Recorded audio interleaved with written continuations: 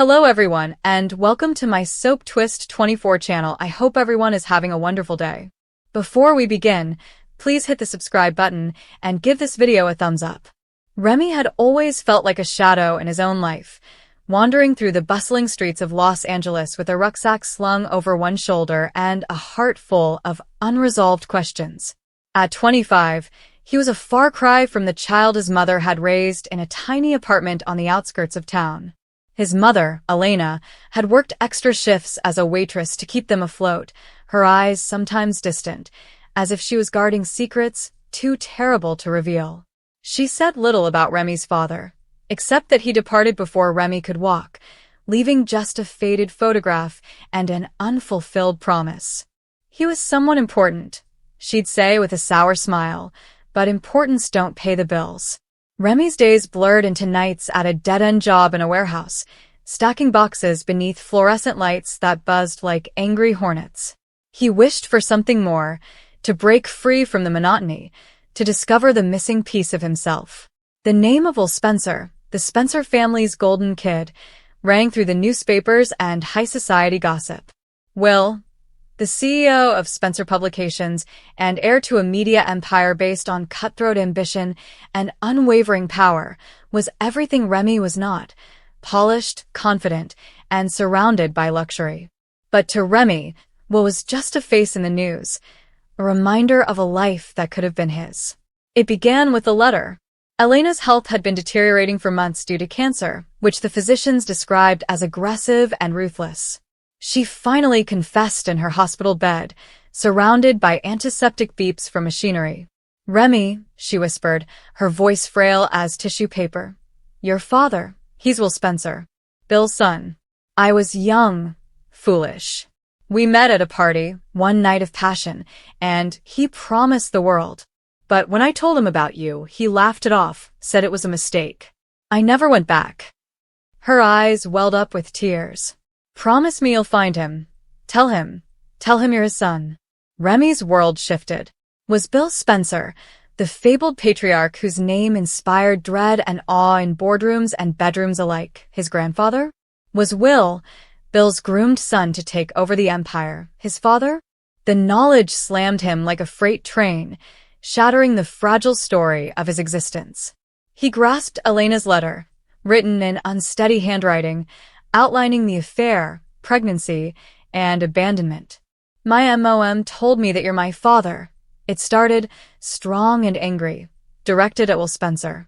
With Elena's condition deteriorating, Remy summoned his last courage and drove to the sparkling Spencer Towers, a skyscraper that sliced the Los Angeles skyline like a dagger.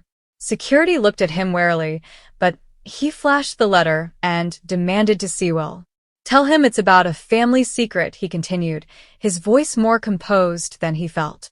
Hours later, after being shuttled through levels of aides, he was shown to Will's penthouse office, a cavern of glass and chrome that overlooked the city. Will Spencer sat behind a huge desk, his sharp features highlighted by the golden hour light. At 42, he embodied Spencer's ruthlessness, dark hair slicked back, a fitted suit hugging his muscular body, eyes like steel that missed nothing. He looked up from his papers, displeasure on his face. "Who the hell are you? I don't have time for solicitors." Remy's heart raced. He passed the letter across the desk. "Read it. It's from my mother, Elena Ramirez. She says you're my father." Will's face changed from annoyance to horror, his fingers stopping on the paper. He studied the words, the bold proclamation standing out. "My mom told me that you're my father." The color left his face. This is insane. "Elena? That was years ago, a fling, nothing more. She can't be serious." But as he read on, describing dates and a birth certificate with a question mark in the father's area, his resistance weakened. Elena had surreptitiously obtained a DNA test from a sketchy clinic years ago, which confirmed the match. "You're lying," Will muttered, his voice lacking conviction. He stood pacing the office, the city sprawling under him like a conquered empire. Remy stared, a tempest of emotions raging within him: anger at abandonment, need for connection, and fear of rejection. "I grew up without you," Remy explained softly. Mom worked herself to death, raising me alone. She's dying now, and her last wish is for you to know the truth. Will paused, his back to Remy, shoulders stiff. Shock evolved into something more profound, guilt, perhaps, or the dawning dread of a life half-lived in ignorance. Bill Spencer, the iron-fisted dad, had always expected excellence from his boys. Will had clawed his way to the top, hiding any signs of weakness. A secret son? It might bring down the entire enterprise, his marriage, and his legacy. The next few days were filled with stress. Will, still reeling, consented to a private DNA test to confirm. Remy stayed in a poor motel, frightened by Elena's deteriorating voice over the phone. When the results came back positive, Will's disbelief turned into a deep, agonizing despair. Bill invited Remy to the Spencer Mansion, a magnificent estate in the hills where he conducted court like a king. Bill Spencer was a force of nature, with silver hair, piercing blue eyes, and a commanding voice. At 68, he was semi-retired but no less formidable, with a media empire that stretched across continents. When Will relayed the news to Bill, his reaction was explosive. A bastard son? From you? This is a scandal waiting to happen. But beneath the bluster, Bill saw an opportunity, or redemption. He looked at Remy, judging him as a possible asset. You look like Spencer, he grumbled finally. Welcome to the family, boy. But don't think this changes anything. Blood buys you a seat, not the throne. Remy didn't want the throne. He desired a father, a bond. Will, however, struggled. Their first dinner was unsettling, with silverware clinking silently amid glittering chandeliers. Will investigated Remy's life, the warehouse job, the lack of education, the poverty. You could have had everything, Will said, his voice tinged with sadness. Why didn't she tell me sooner? Remy held back tears. She did. You chose to forget. As the weeks went, a tenuous friendship developed. Will introduced Remy to the world of high finance, showing him boardrooms where multi-million-dollar deals were concluded with handshakes. Remy, quick-witted and resilient, absorbed everything, but the sadness persisted. Elena's condition deteriorated, and Remy visited her on a daily basis, sharing pieces of Will's hesitant approaches. He wants to meet you, Remy told her on a gloomy afternoon. She smiled weakly. Tell him I'm sorry for the trouble. But catastrophe hit quickly. Elena died in the night, her hand in Remy's muttering. Find your place, mi hijo. Remy was devastated. The only family he had known turned to ashes. Will attended the modest burial, standing alone in his fancy suit, rain mixed with emotions he refused to confess. I'm sorry, he murmured later, his voice breaking. I should have been there. Will's anguish grew. In his deserted mansion, nights were clouded with whiskey-fueled regret. He'd constructed walls around his heart, valuing power over others, and now a son, his own flesh and blood, stared back at him, eyes filled with legitimate agony. Bill, ever the pragmatist, urged Will to incorporate Remy. Train him. Make him useful. But Will understood the human cost. Remy, distraught, withdrew, tormented by what-ifs. What if Will had claimed him? What if Elena had fought harder? Remy confronted Will in the study one evening as thunder rumbled outside. You were shocked when I showed up, but shock isn't enough. Mom died alone because of you. Will's face was swollen. I was scared, Remy. I was afraid of failing you like my father failed me. Bill's empire, it consumes everything. For the first time, Will opened up about his own alienated childhood, Bill's oppressive expectations, and the affairs that covered his loneliness. Remy listened, the letter's bold words resonating through his mind. Forgiveness did not come easily.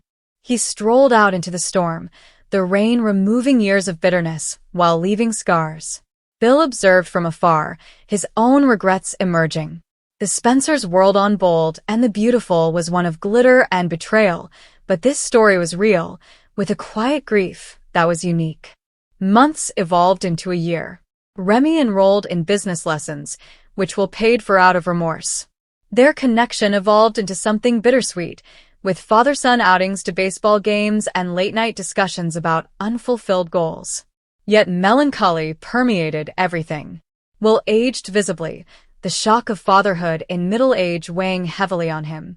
Bill, softening in his twilight years, told stories about his youth, alluding to his own wasted opportunities. Remy discovered an old photo in Bill's office of Will as a boy, which mirrored Remy's characteristics. "We're all lost sons," Bill stated sternly. The family dynamic evolved. Remy became the link between generations, compelling Will to address his humanity and Bill to consider legacy beyond wealth. But the basic grief remained. Time lost, Elena's burial a mute reminder of desertion. Remy excelled in the Spencer world while carrying the weight of what could have been. Will, eternally transformed, swore to be better, but the shock of that letter, "My mom told me that you're my father," lingered like a ghost, a singular story of reunion tinged with permanent grief. The early morning sun shone through Spencer Publications' huge glass windows, glinting off the steel and chrome that filled the area. Bill Spencer stood behind his desk, hands pushed on the icy surface, gaze riveted on the metropolis that pulsed far below him. To anybody else, he appeared to be taking in his empire, the vista of everything he'd constructed. But within, he was worrying about his boys. Liam, Wyatt, Will. The complex web of love and treachery that lingered behind his name like a shadow he could never quite shake. He had spent years mending his relationship with his youngest child, Will, after losing himself in power struggles and deception. The youngster was growing up too quickly into a young man studying business, headstrong and sharp-eyed, wearing the Spencer name with a mix of pride and defiance. Bill admired it. He recognized himself in Will's tenacity, but he also saw something he could never fully give: innocence. Perhaps that is why he worked so hard to shield him from the harsher aspects of the world. But Will's call that morning made him apprehensive. "Dad, I need to talk to you, it's important." Just a cracked tone, as if holding something too heavy to utter on the phone. Now, when the elevator doors opened and Will stepped out, Bill realized something was amiss. Will's face was pale, his jaw clenched, his normal confidence gone. Behind him was a young man Bill had never seen before. He was tall and slim, dressed simply in trousers and a dark shirt, yet there was a quiet intensity in his eyes that caught Bill by surprise. He couldn't place it, but that face seemed hauntingly familiar. "Will," Bill responded, standing up straight. "What is going on? Who is your friend?" Will looked at the young man beside him, then back at his father. He gulped heavily. "This is Remy," he announced finally. "He needs to talk to you. And you must listen." Bill frowned. "Okay then." Remy walked forward and said, "I'm listening." His hands trembled slightly, but his gaze did not waver. "My mother informed me that you are my father." For a long time, no one breathed. The words hung in the air like fog, thick and difficult to dismiss. Bill's lips parted, but nothing emerged. His thoughts blinked, rushed, then blinked again. "What have you just said?" he eventually inquired, his voice full of incredulity and wrath. "What kind of a joke is this?" Remy shakes his head. "This is not a joke. My mother told me before she died. She claimed she met you years ago in Aspen." "Her name was Lila," he said, his voice breaking slightly. "You may not remember her, but I do. And she claimed you were my father." Bill's chest clenched. Aspen. He'd spent so many weekends there, doing deals, going to parties, seeing women, and having experiences he never imagined would matter. He attempted to recall a face and a name. Lila. The name sounded like a whisper from another lifetime. "Do you expect me to believe this?" He snapped, but his tone wavered in the middle. "People make assertions all the time. I've been accused of worse." Will intervened. "I checked, Dad. He is not lying. I saw a picture of his mother. I recognized her from one of your old photographs from that charity function. And," he paused, "Remy has gone through a lot. His mother died 3 months ago." Bill went back to face Remy. The young man glanced at him with eyes that appeared to be much older than his age. Eyes that reflected what he saw in his own reflection some mornings: grief, wrath, and bewilderment. "You came here," Bill explained slowly, "because you want something from me?" Remy shakes his head. "I came to see if she was telling the truth. I wanted to see you, to see if I could identify anything of myself in you." The silence was laden with emotion that neither of them wanted to express. Bill looked down, then turned aside and walked toward the window. "You're saying you're my son," he said almost to himself. "After so many years. After all the mistakes I've made, there's another one I wasn't even aware of." Will stood awkwardly to the side, caught between loyalty and surprise.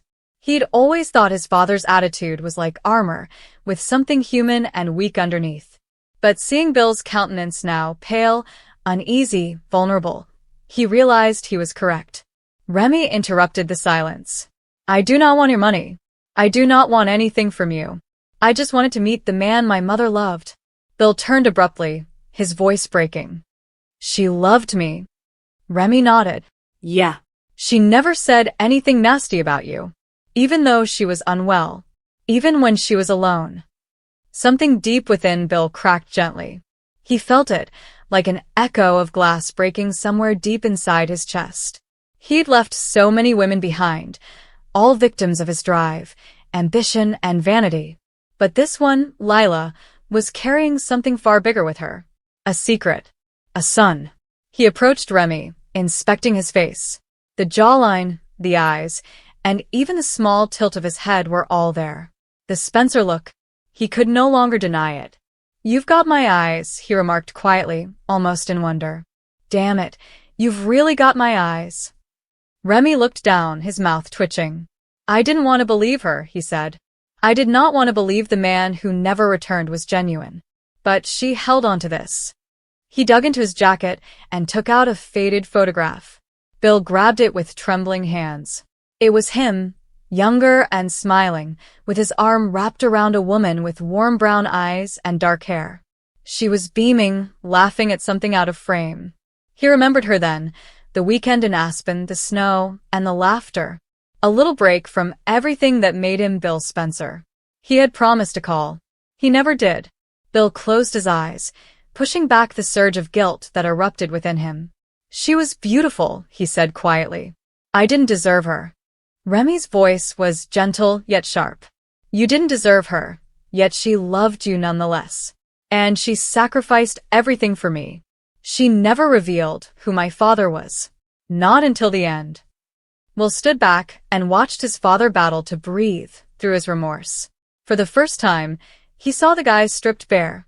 Not the media magnate, not the powerhouse, but a flawed human being dealing with the consequences of his past. Bill looked up.